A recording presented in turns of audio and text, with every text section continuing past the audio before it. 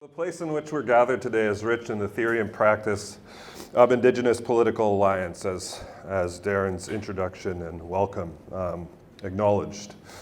Holding the histories and presence of not only the Haudenosaunee, but also the Mississauga, Anishinaabeg, and the Wendat nations. These nations negotiated and continue to practice diplomatic relationships with each other and to share the land while respecting each other's governance, jurisdiction, and sovereignty.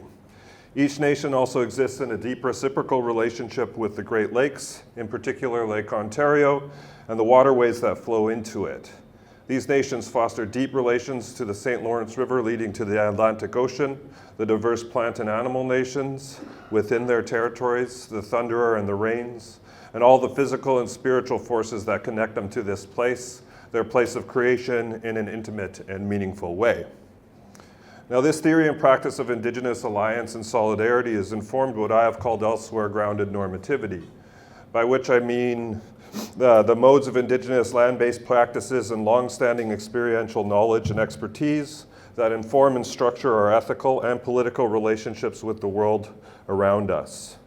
Grounded normativity thus houses and reproduces these practices and procedures based on a relational ontology of deep reciprocity that are inherently informed by an intimate relationship of ourselves with place. Grounded normativity teaches us how to live our lives in relationship to other people and other than human life forms in a profoundly non-authoritarian, non-exploitative, and non-dominating way. Grounded normativity teaches us how to be in a respectful political relationship with other Indigenous peoples and non-Indigenous peoples with whom we might share territorial responsibilities or common political and economic interests. Our relationship to the land itself generates these processes, practices, and knowledge that inform our political systems and through which we understand and enact solidarity. I would therefore like to accept today's conference invitation to speak to the way that we might aim to, quote, open up new ways of seeing, studying global movement assemblages, the connections among them, the agencies they unleash, and the different possible worlds they call into being. And specifically to do so in conversation with critical humanist traditions, notably feminism, anti-racism, post-colonialism, and Indigenous social and political thought. My contribution then will focus on the global dimension of Indigenous peoples' place-informed struggles, particularly as they were and continue to be articulated with both the Black radical and anti-colonial traditions epitomized by the revolutionary work of Frantz Fanon, someone who I have gained much insight and inspiration from in my own work, but also because his influence here in the story that I'm telling, or will tell, is just simply a fascinating one, I think. When I first began to conduct research on my own community's struggle for self-determination over a decade ago, it became immediately clear to me that our leaders in the Dene Nation saw our decolonized efforts as necessarily linked to the struggles of colonized peoples elsewhere, both domestic and international. Indeed, the Dene Nation was explicit about these connections. Now, I just recently came across this draft of the Declaration in the archives, and when I looked at it, it kind of made sense to me. This idea of formal independence occurring simultaneously with economic subjugation, enemies from within and without spawn and reproduced through an internalization of one's own subjecthood. All of these concepts were drawn from the third world theorizing of the likes of Albert Memmi, Kwame Nkrumah, and of course Frantz Fanon. In turning to these theorists, we were not, as critics of the day suggested, however, simply being brainwashed by our white consultants. Rather, we were critically engaging in a global assemblage of anti-imperialist actors that had well-established roots among radicals of all stripes in Canada during the 1960s and 70s. Fanon in particular was a central figure in these conversations. Now, Fanon's impact in North America, especially in the United States, has been well noted by scholars like Baba and Stuart Hall. In particular, Fanon's writings on colonial racism and national liberation indelibly shaped the more militant arm of the civil rights movement, as well as both the Black and Red Power movements of the 1960s. Now, the profound mark that Fanon left on 1960s and 70s anti-imperialist and anti-colonial radicalism led Stuart Hall to declare The Wretched of the Earth nothing less than the Bible of decolonization. Interestingly, however, Fanon's influence is perhaps even more pronounced, although decidedly less discussed, in Canada. Perhaps more on the mark, though, has been Fanon's stamp on the intellectual output of Indigenous scholars and activists in Canada. Out of all Red Power era voices, Fanon's influence was most influential on the written work, at least, or in the written work of the late Métis historian Howard Adams. Although, as I've come to learn in conversations with Lee before, which he probably doesn't remember, that it also left a profound mark on Indigenous feminists like Miracle and others associated with the radical Red Power organizations like NARP in the 1970s, which is indexed importantly in a couple of crucial passages in her Bobby Lee Indian Rebel. Now, according to Adams' own account, he was first introduced to the literature of the Black Power movement, Malcolm X, Cleaver, and so on, and the writings of Third World anti-colonialists like Nkrumah, Fanon, and Memi, while a graduate student at Berkeley during the turbulent decade of 1960s radical activism. This experience would significantly shape the theoretical and historical analyses Adams develops in his two major political works, 1975's Prison of Grass, Canada from a Native Point of View, and his 1995 follow-up, Tortured People, Politics of Decolonization. In both these texts, Adams applies Fanon's insights into the nature of internalized violence to show how colonialism is able to sediment its dominance over native lands and bodies by warping our self-image and behavior in ways that make our dispossession and political subjugation appear appropriate to our own perceived cultural inferiority and backwardness. Now, if the influence of so-called Third World theory arrived in 1960s Montreal via Fanon and Martinique, and onto the Canadian prairies via Howard Adams and Berkeley, or onto the West Coast via Lee Miracle and NARP, I suggest it arrived in the North through the Dene Nation's working relationship with Shuswap leader George Manuel. There's ample evidence to support this claim. First, Manuel was a strong supporter of the Dene Nation's land struggle and worked closely with its leadership to promote our bid for self-determination, as demonstrated in the pages of testimony he gave in Yellowknife at the public hearings of the Mackenzie Valley Pipeline Inquiry in 1976. As stated in that testimony, Manuel saw the Dene as part of what he would come to champion as the Fourth World, a phrase he first came across at an international gathering of diplomats from Tanzania and a number of other African countries in the early 1970s. Manuel's African ties were extensive. In 1974, he traveled to Tanzania as part of Canada's delegation of diplomats invited to attend the commemoration of its 10-year anniversary since independence, and as the story goes, was mistaken by local politicians, including President Julius Nyerere himself, as one of Canada's lead delegates. He was at the time the national chief of what was then the National Indian Brotherhood, now the Assembly of First Nations. Which is just fascinating. The elite access, however, that this miscommunication enabled provided Manuel with an opportunity to gain lengthy conversations with President Nyerere and some of his key government ministers, apparently over copious amounts of wine, about the respectful colonial experiences and what a genuinely post-colonial form of economic and social development might look like. One that didn't, as Fanon insisted, take its cues from mimicking European models. As Manuel states in his foundational The Fourth World and Indian Reality, as all models of economic and social development I have seen, Tanzania is the close example to my understanding of the way that Indian people want to develop. Tanzania is such a good example of the difference between the Third and Fourth World because neither of the people nor their leaders have been content to produce a new society that is merely a darker imitation of the world of their colonial masters.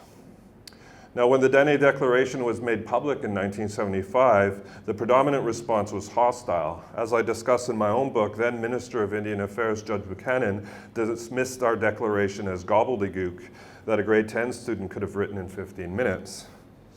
Even respected Cree leader Harold Cardinal condemned the declaration as an intrusion of left-wing thinking that is perhaps much closer to the academic community in Toronto than it is to the Dene. Much of the criticisms that were thrown at us at this period expressed similar sentiment, namely that the Dene leadership had been manipulated by Southern white radicals and were therefore not acting in the interests of our own constituents. This assumption extended to the writing of the Declaration itself, which at the time was believed to be by most non-natives in the north to be drafted by one of the Dene Nation's non-native consultants, namely Peter Puxley, based on his adaptation of Tanzania's Arusha Declaration of 1969. The thrust of the argument here again being that those cross-fertilizations could not have been grounded on Dene values or are grounded in normativity and relationships through place, but had to come from the ideological influence of either settler society or those elsewhere. Nothing could be further from the truth. As demonstrated in an April 14, 1975 letter between a representative of the Ganawage sub-office of the Indians of Quebec Association and then Vice President of the Dene Nation, Richard Nirosu, detailed plans were in the works to send Dene field workers, which were essentially community-based activist researchers at the time, to Tanzania to, quote, learn from their experience in development for a period of 2 to 3 months. The letter was included as an information package compiled in 1977 by the Northwest Territories Legislative Assembly to generate public concern over the radical and separatist nature, or supposedly separatist nature, of the Dene self-determination movement. We were also communists too, they didn't like that. Also included in the package was a list of reading materials that then Dene Nation Community Development Program Director George Erasmus suggested might be useful in constructing a, quote, development philosophy for the Dene Nation.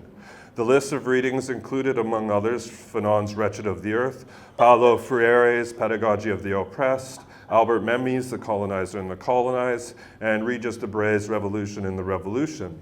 Also included in the materials were books on Tanzania specifically, including Nyerere's collection of speeches Freedom and Socialism, Freedom and Unity, Nyerere on Socialism and Ujamaa, Essays on Socialism. According to Erasmus, these, quote, alternative sources on development were meant to supplement, not replace, research and perspectives drawn from our communities. Many alternatives must be looked at, wrote Erasmus, in a memo addressed to the Dene field workers, especially the examples of our culture, the approach to development and distribution of material and ownership that our forefathers took. We may wish to keep some aspects of the old way in this industrial era.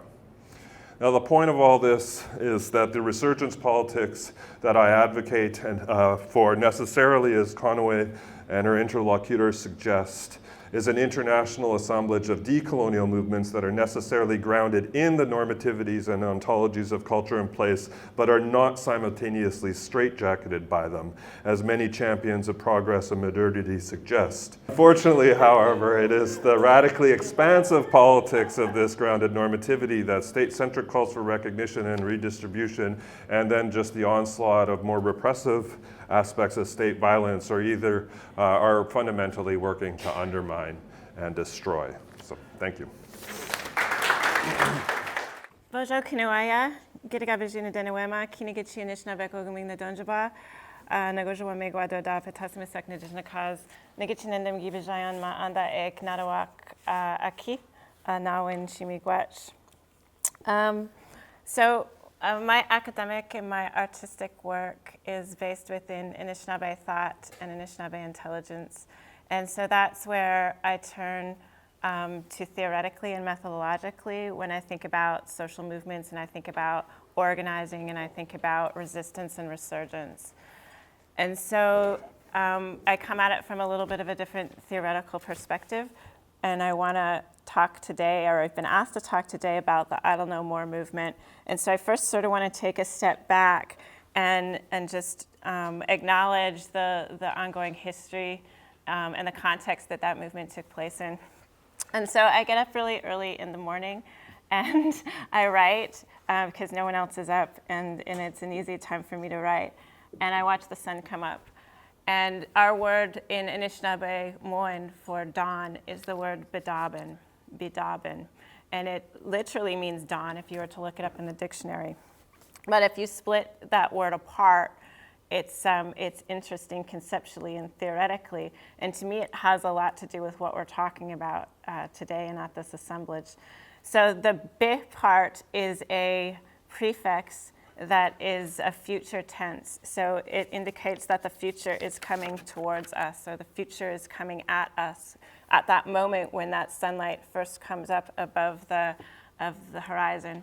The da is a word that means home or the present or right now, the exactly right now.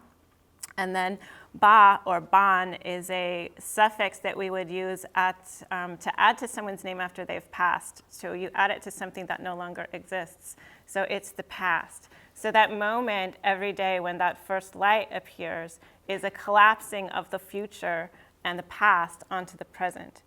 And so for me, thinking about that every morning means I don't think so much about futures and futurisms, but I think very, very much about what we're doing in the present, because that moment is a moment of creation and a moment of artistic presence. So what does this have to do with mobilization? Well, I'm Mississauga Anishinaabeg, and my territory is on the north shore of Lake Ontario, just north and east of here. My nation has lived through, alongside the Black community in Ontario, 400 years of settler colonial violence aimed at removing our bodies from the land. Our bodies are attacked for the purposes of dispossession and maintaining that dispossession through heteropatriarchy, white supremacy, and capitalism. This is an eliminatory violence that asymmetrically targets Two-Spirit and queer Indigenous bodies, to the point in 1724 where we have a French Jesuit missionary and ethnologist in my territory bragging in a book that after 75 years of Jesuit missionary work, queer Indigenous people were now looked upon with scorn by their own people. That's in 1724.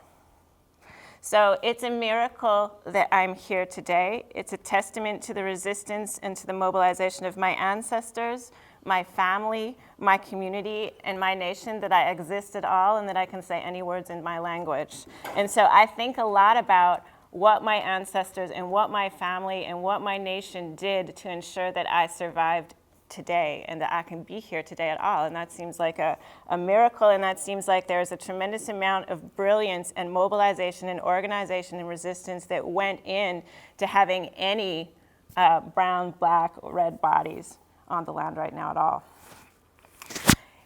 So there's a lot of different kinds of resistance, and a lot of times when Canadians think of resistance, they think of protest and they think of the I Don't Know More movement. But that movement was based on 400 years of resistance that took place before. It's a blip. The fall of 2012 and the winter of 2013, this resistance became visible to Canadians during the I Don't Know More movement. I participated in that movement as an organizer and as a writer, and I thought a lot in the aftermath about Indigenous mobilization and organizing, what we did well and what we didn't.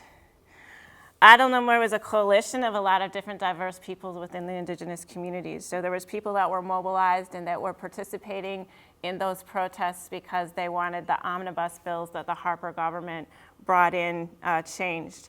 There were other people that were mobilized because they were concerned about the social conditions on reserves, particularly in the north. There were others that were mobilized because they wanted their treaty rights recognized and affirmed by the Canadian state. There were activists that had been working on missing and murdered Indigenous women and environmental issues, and then there was a group of us that were interested in Indigenous resurgence. And so from my participation in that movement, I want to share some of my thinking, and it's pretty early on in the thinking and analytical stage, in the form of 4 interventions of what I learned and what I think that we need to do differently. The first thing that I thought a lot about is movement building and organizing in the era of the internet. Because on one hand, the internet was insanely useful to us because we were able to mobilize a large number of people very quickly into single points on the ground. It was also very useful in terms of self-representation because the Canadian media is extremely racist, and to get our message out, we were able to write the movement at the same time it was happening on the ground and develop a series of blogs to represent our own issues and our own voices and influence the corporate media that way. And that was also very useful. But there are also some problems with internet organizing. And ultimately, I think the collapse of the movement is in part due to some of the problems with internet organizing. When Anishinaabe people mobilized in the past, we spent a considerable amount of time movement building. We did this for a few reasons. The first of which is that our political system is relational, and it's entirely built on relationships with humans and non-humans, with the land, and with other political orders. So Anishinaabe life, Anishinaabe worlds are hubs of relationships through time and space. That's the world we built, and that's the world we live in. So it makes sense then at times of political tension or upheaval or in times of transformation that you sink increased presence into those relationships that will sustain you individually and collectively through that transformation. So in the time of Pontiac or Tecumseh, this meant traveling long distance with delegations, visiting with your people, sharing ceremony, food, developing face-to-face intimacy, and building trust. This wasn't a unique practice that was reserved for times of transformation or upheaval. This movement, this relationality was the fabric of life, organizing as a way of life. This movement building step is critical in all movements, but I think it's particularly crucial to think about it in the age of the internet when a seemingly shortcut exists. Seemingly because on a very basic level, I wonder how the internet, as another structure of control whose primary purpose is to make corporations money, is at all helpful in the movement building phase. I wonder if the simulated worlds of the internet are simulations that serve only to amplify capitalism, misogyny, transphobia, anti-queerness, white supremacy, and create further dependencies on settler colonialism in the physical world. I wonder if this can create a further alienation from oneself, from indigenous thought and practices, and from the indigenous material world. I wonder if this is a digital dispossession from ourselves because it further removes us from what my colleague calls grounded normativity.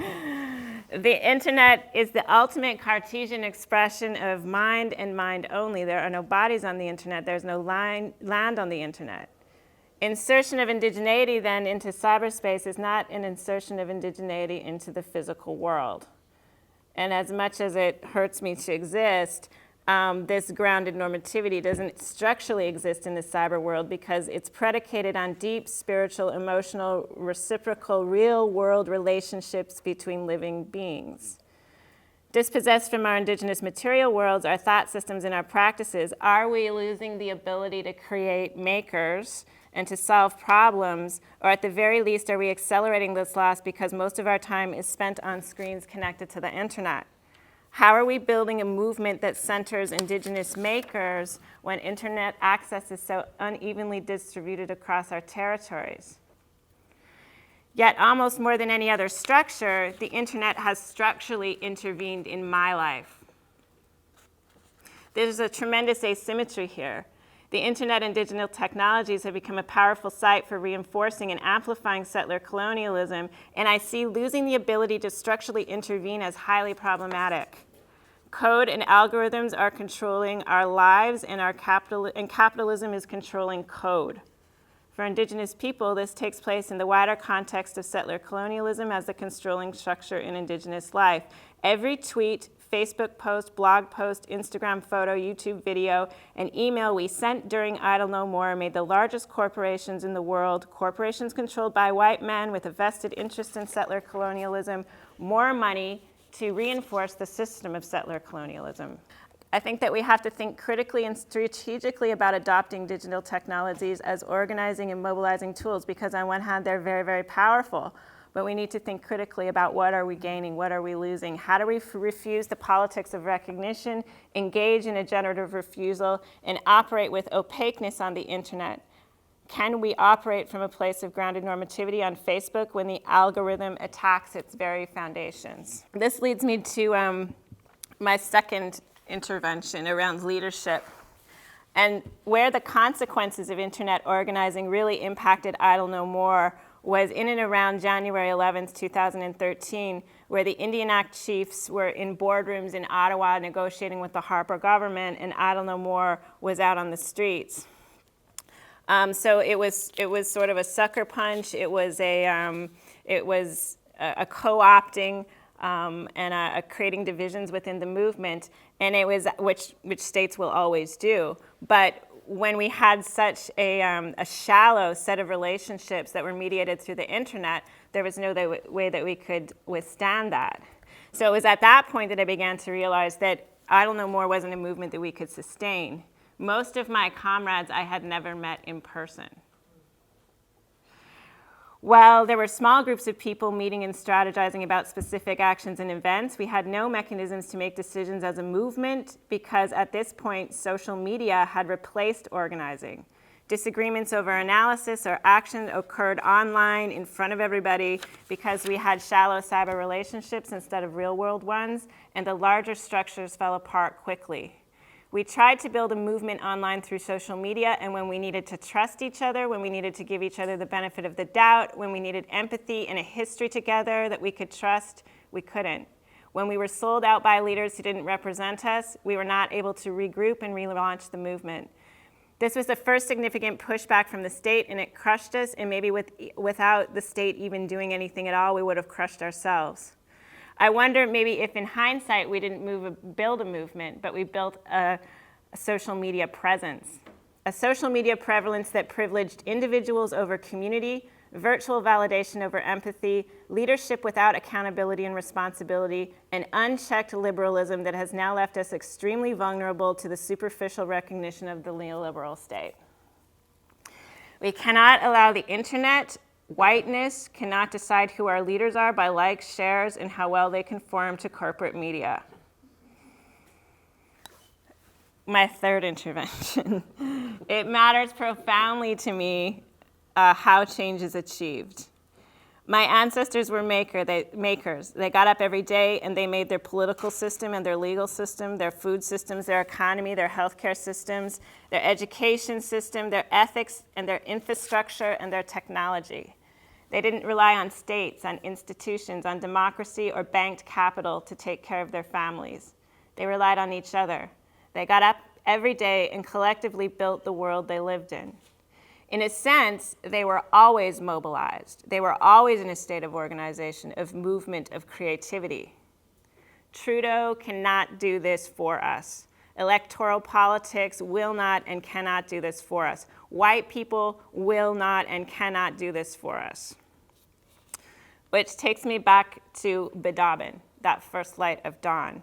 The present gives birth to the future. How you're living in the present determines what's going to happen in the future. It matters how change is achieved. So the kind of change that I'm talking about, the reason why I was on the streets in Idle No More was not to get Trudeau elected. I know you're all shocked. It was to build a radical alternative present that would give birth to the kind of future in which my ancestors would recognize this coming generation as Mississauga and Anishinaabeg. The only way to build a radical alternative present is to make it on the ground in real time with real people, just like my ancestors did. This means a refusal of colonial recognition, and it means that that refusal must be generative. It must generate the alternative. If I think back to my creation stories, which are a theoretical anchor in my work and in my culture, people were created from all different kinds of places and in all different kinds of ways. But it was never easy. It always came through struggle. Mistakes were made, prototypes were built. It came from being fully engaged in a creative process that was a process of struggle. So building a new world is not going to be easy. It is struggle. And sometimes I wonder in Idle No More if we shied away from that. We didn't want to do that work. It's easier just to post stuff, right? So the crux of resurgence to me is that Indigenous peoples have to create and regenerate our political systems and the systems of life from within our own intelligence. We have to create Indigenous worlds, not on the internet, but in the physical reality. Our movements must respond to the basic social needs of our communities: relief from crushing poverty, clean drinking water, listening to youth, and then doing what they tell us to create meaningful existence for them and their communities right now. Supporting harm reduction approaches to addictions, dismantling children's aid, and supporting people recovering from the damage they have caused. Setting up alternative accountability structures for gender violence so two-spirit queer people, women and children are safe. These social issues are not social, they are political, and they are a direct result of the state violence in the form of settler colonialism that maintains and accelerates dispossession. These are our first responsibilities. So we can't separate the social conditions of our communities out from our political work. This has to be at the center. We have to be responding to those issues that are crushing our communities. My fourth and final intervention is around creating constellations of co-resistance. I'm really, really tired of white rock stars deciding what indigenous issues are important to talk about and organize around. I'm really tired of the continual production and amplification of victim narratives to feed white Canada's appetite for trauma porn. I'm tired of the state continually gutting indigenous resistance through royal commissions, national inquiries, and the false consciousness of reconciliation. I'm tired of watching us beg the colonizer for political and institutional recognition. I'm tired of mobilizations designed only to gain political or institutional recognition. I'm tired of our movements replicating heteropatriarchy and anti-Blackness. I'm tired of asking for change instead of building the change. So what happens when we stop centering whiteness in our movements? What happens when we refuse settler colonialism as a starting point in our mobilizations? What happens instead of constantly and continually appealing to white allies, we build constellations of co-resistance locally and internationally with those communities actively building ethical, principled, radical futures in the present by animating and embodying those ethical systems as the intervention. Freedom breathes a little bit when this happens. Whether it's Black Lives Matter TOs stopping the Pride Parade in Toronto, which was brilliant, or the community of resistance in South Dakota protesting pipelines, or the Unistoten camp in northern BC, or Mississauga families harvesting wild rice every year in front of angry cottagers. Bodies on the land, realizing indigenous political and ethical realities, breathing life into indigenous grounded normativities. Badabin, the first light of dawn, the past and the present collapsing, the past and the future collapsing in on the present giving birth to a radical, beautiful future that generatively refuses heteropatriarchy, capitalism, and white supremacy, and collectively lives out the alternatives. Miigwech.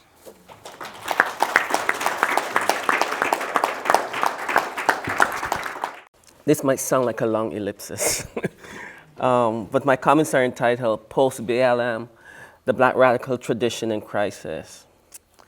So we are firmly in the post-BLM moment. By this, I do not mean that the activism of the movement is behind us, but rather that its activist energies are now part of a political landscape, thereby making it a prism through which to apprehend our current political moment. So this paper grapples with the impact of the BLM movement in light of the long jury of Black activism in North America and beyond. I argue that BLM is not simply a movement responding to the immediacy of police violence and abuse, but it sits in a genealogy of Black activist eruptions meant to transform the state as we presently know it. By turning to the Black radical tradition, this paper seeks to make present the return or the turn to a politics of the collective, even global, as a counter and a possible future for the organization of human and planetary life. The Black radical tradition I'm referencing is a tradition that understands knowledge production as intimately tied to the desire for freedom. The Black radical tradition that I am referencing takes seriously the enslavement and colonization of Black and African peoples as central to the unfolding of world history. In this way, it's a confrontation with capitalism, land theft, and systems of knowledge conceived and put in place to render Black and African peoples less than human and ultimately non-human. Following Cedric Robinson, the Black radical tradition, quote, cast doubt on the extent to which capitalism penetrated and reformed social life and on its ability to create entirely new categories of human experience stripped bare of the historical consciousness embedded in culture, end quote. Indeed, for descendants of the transatlantic slave trade, the Black radical tradition is not a confrontation. It's not a confrontation with land theft, but rather one with. It's not a confrontation for us with land theft, but rather one with subjectivity or regaining our bodies, as Frank Wilderson has put it. Thus, the Black radical tradition is a significant confrontation with the human sciences.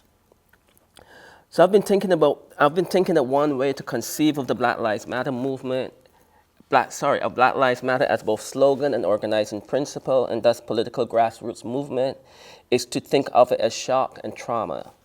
Behind my claim is a simple assumption.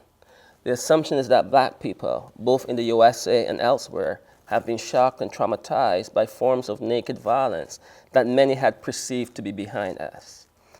Indeed, it's important to note that the network of organizations that make up the movement for Black lives in the USA consists of many that have consistently worked on, for example, police violence, well before the BLM movement and moment. And yet, this moment marks some important differences as well that must be gathered around the phrase and the organization BLM. So anyone who cares to know knows that 3 Black, queer-identified women coined the term BLM in response to the murder of Trayvon Martin in 2012.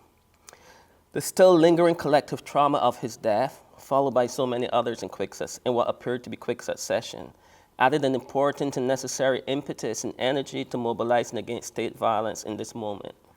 Significantly, in the era of social media and its multiple intimacies, noticing those same state practices in other national spaces has been a significant boost for transnational Black political identification and action. BLM is a significant symbolic rallying cry that achieves a certain kind of diaspora intimacy among Black people. Nonetheless, it is fraught with many complications and complexities as it is extended into other national spaces. We might ask, how does BLM travel? And the answer would be, of course it does. But let me risk a move here that might help us to think about the difference between a particular and specific politics of BLM traveling as opposed to BLM traveling as a metaphor. BLM has practiced a politics of transnational political identification that is both within the Black radical tradition, in particular in relationship to indigenous cultures in North America and indigenous policies in North America and Palestine. So these forms of political identification and solidarity have a long place in Black radical politics. And simultaneously, BLM is hampered by empire in blackface, as the Obama administration, for example, drones East Africa and the Middle East and uses Kenya and Ethiopia as proxies for its resource wars in Africa. And as mentioned yesterday, most recently, the $100 million base that will be built in the Horn of Africa, among other forms of imperial global projects. So returning to the Americas, the present and urgent fate of Haitians, for instance, demands that we see and witness the complicities of empire in our time. My concern here is that Haitians must attempt to make a life in the context of a global order that wishes them to disappear from everywhere. As Haitians move within the Caribbean region and within the Americas more broadly, we witness the limits of modernist ideals, the most obviously being that of nation and citizenship. Haitian movement calls our attention to the reigning logics of white supremacist organization of all of our lives. Indeed, what travels from BLM is the emphasis on a life, on what a life might be, on how we might achieve our lives. And it is in this endeavor that the one of achieving a life that Haiti rejoins Africa most spectacularly.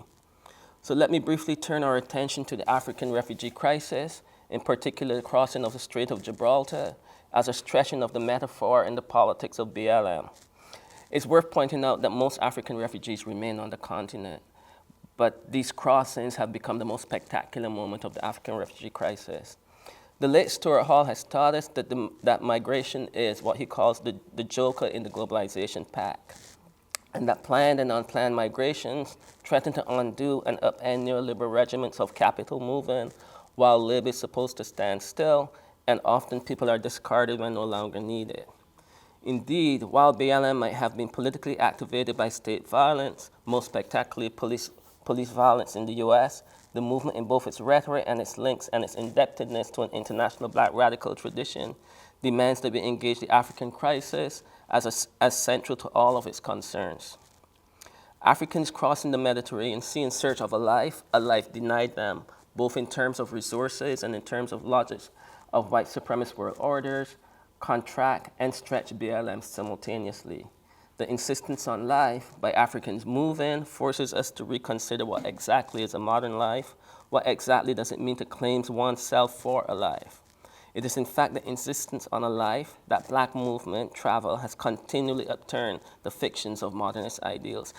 And it's not simply crossing the Strait of Gibraltar, I want to say, but even walking on the street, which is why, things like Carden and so on, that whenever black people move, the crisis of modernity announces itself. African migration, planned and unplanned, continually returns us to the demand that we imagine a different world, that we risk putting flesh to ways of being in which a life becomes possible. African migration alerts us to the political demand that we make the world anew in the aftermath of that other great migratory moment of the post-1492 world. Indeed, BLM travels because the very idea of black and blackness in the modern world cannot be divorced from movement. And it is in recognizing how fundamental movement and our migration is to late modern capital that we might begin to risk intellectually navigating a different present and thus future. In the Canadian context, the dire conditions of black life makes BLM of both slogan and movement a not surprising political identification for black people here. Indeed, one might argue the black Canadian political life and thus political desires or aspirations, not even policy, is far removed from the Canadian political process and scene. The Liberal Party of Canada has as one of its star members the former police chief of Toronto. The chief has been a stalwart of stop and frisk policy, which we call Carden. None of the federal leaders of the political parties have felt any pressure of any kind to speak to a practice like Carden that disproportionately affects black Canadians.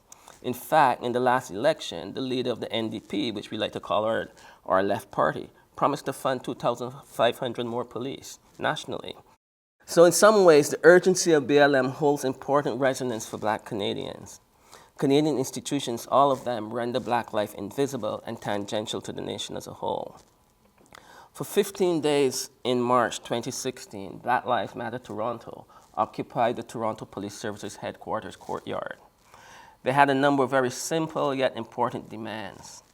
They wanted a 2-day festival called AfroFest to remain a 2-day festival after it was reduced to 1 day by the city due to a few noise complaints. They wanted the subject officer to be named and arrested in the shooting of Andrew Loku, a mentally ill African Sudanese migrant, shot in the hallway of his apartment building, a building that housed the mentally ill. And they wanted an end to Carden, stop and frisk, which disproportionately targets black and brown Torontonians. Those kinds of demands point to how the state shapes black life experience in ways that continually mark the thin line between life and death. Importantly for me, the actions of activist groups like BLM Toronto open up an arena for rethinking how forms of black life interact with the state as the very means of a possible survival. A popular refrain of the BLM movement is, "We will get free."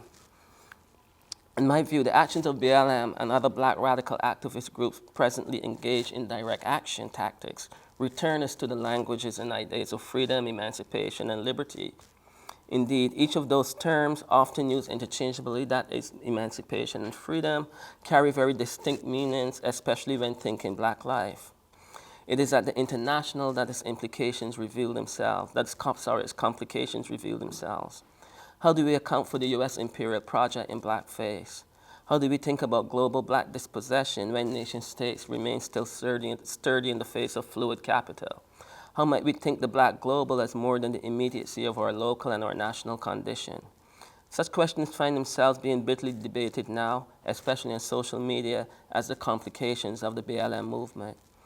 The power of BLM is the black global conversation it has in part rekindled.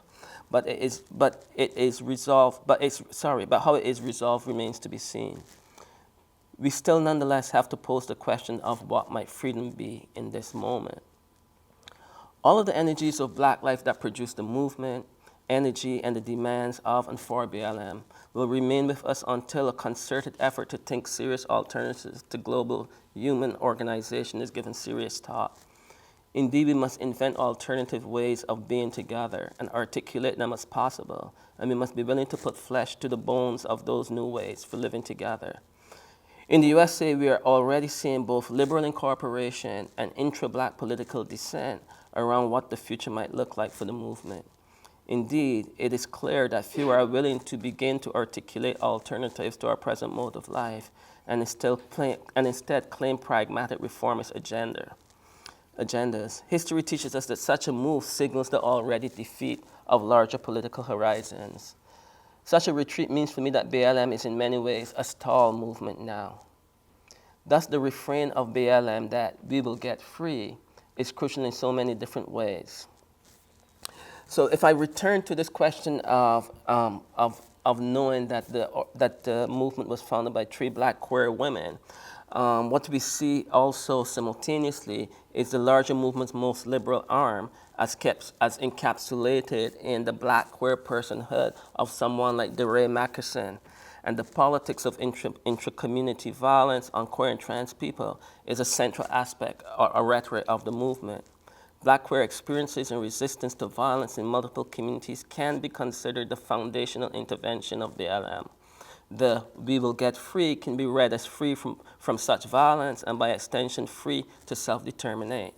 What BLM gets at is a certain kind of temperament. It is a temperament that is both emotional and social, political and cultural. It's a temperament that is an analysis of the present time and its past. But this temperament also exposes the limits of claiming freedom. This temperament reveals that freedom is still beyond us. So what do I mean by freedom then? For me, freedom marks a certain kind of sovereignty over the self in relation to collective and communal conditions. In the context of unfreedom, we can glimpse most modes of unauthorized being as self-authored acts, pointing to or authorizing the potential freedom to come. Here I'm thinking of the ways in which Black people break rules, authorizing for themselves new ways of being in the world. These ways of being are often violently interdicted. Freedom is the gap or space between breaking the law and the reimposition of the law or its variance, that is violence. The law is violence in this conception that I'm offering. The law then always curtails freedom for Black personhood in the West. The human sciences have been called half-starved, as Sylvia Winter has stated, for numerous good reasons. The human sciences remain deeply complicit with the regimes of knowledge, power, and practice that subtend and produce the material effects and conditions of unfreedom. The radical move would be for the contemporary human sciences to produce the necessary sustenance required to both undo the chimera effects of democracy and freedom and instead point us towards a new perspective, one in which grappling with Black being might yet produce the roots, intellectual and otherwise, for freedom yet to come. It is the BLM call that we will be free in the face of contemporary state violences of all kinds that keeps open the possibility of a freedom yet to come. Thank you. Important, but something that kind of falls to the wayside, I think, when we're thinking about these things in the academy is how similar these long-standing traditions are upon which these movements are premised. So in the media, we tend to see it's tend to portray it as something that's kind of temporally shallow. It's often reactionary, but when we look at it in light of my colleagues' comments here, we realize that there's very incredible historical depth and theoretical acumen in terms of what is being targeted with respect to the actions that kind of constitute Black Lives Matter, and I would say actually less so. I don't know more, based on Leanne's persuasive critiques. And this is the structural violences and effects of capitalism, of anti-Blackness, of displacement, and of dispossession, and of course, heteropatriarchy. And how this has, Black Lives Matter and I don't know more has kind of consistently been in a contest with those structures of violence. And what we see in the media is just percolating kind of crisis points that I think bleed over into these spectacular displays that a media structure that doesn't really give a shit about either Indigenous peoples or Black peoples are now kind of forced to confront. So they have long histories that intersect, and I like how both actual speakers also show how historically they have also been cross-fertilizations between the two. Where did those cross-fertilizations go? What happened to that type of coalition building, that sort of solidarity and that cross-fertilization? between people in Africa, the global south, and indigenous peoples of the fourth world. And I actually think it was that move from that internationalism of that time to a struggle for constitutional recognition for one's cultural diversity within the Constitution in 1981 and 1982. And that kind of placed us as indigenous peoples in a silo where we're kind of thinking for ourselves and only about ourselves and forgot about others, peoples who are facing similar structural violences in their own lives and conditions. So one of the ways in which I would hope to see these silos break down again, and that's what I love about this panel